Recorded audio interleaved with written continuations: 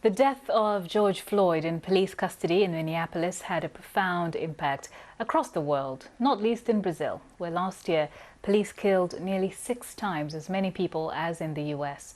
Brazil has a long history of racism and slavery. More than 5 million people were enslaved there. Our correspondent Katie Watson reports from Sao Paulo. A week before the death of George Floyd, Brazilians were mourning one of their own. 14-year-old João Pedro Matos Pinto was killed while playing with friends. A botched police operation in a Rio favela. 2 deaths thousands of kilometres apart, and millions united in grief and anger. Black lives matter here too, they said. But history keeps repeating itself, and in the Sao Paulo favela of Americanopolis, people here are hardly living the American dream. Guilherme was a 15-year-old with his whole life ahead of him.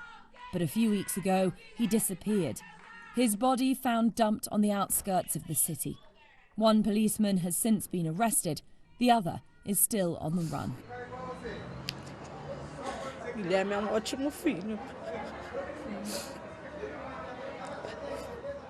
Guilherme was such a good son. He helped me so much with his younger siblings. I'm afraid for my children now, not for me. I don't even have the will to live anymore. Friends and neighbours have come together, but so much has changed. The police should be protecting us, this woman tells me, but they don't, because of the colour of our skin. Guilherme's death devastated this community, but it's a reality lived by so many.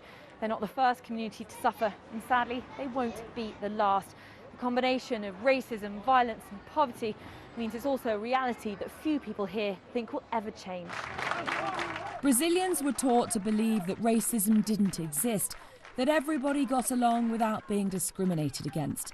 It's what the president, Jair Bolsonaro, still believes. Due to this myth that everybody's mixed, even Black people in Brazil sometimes have difficulty to see themselves as Black.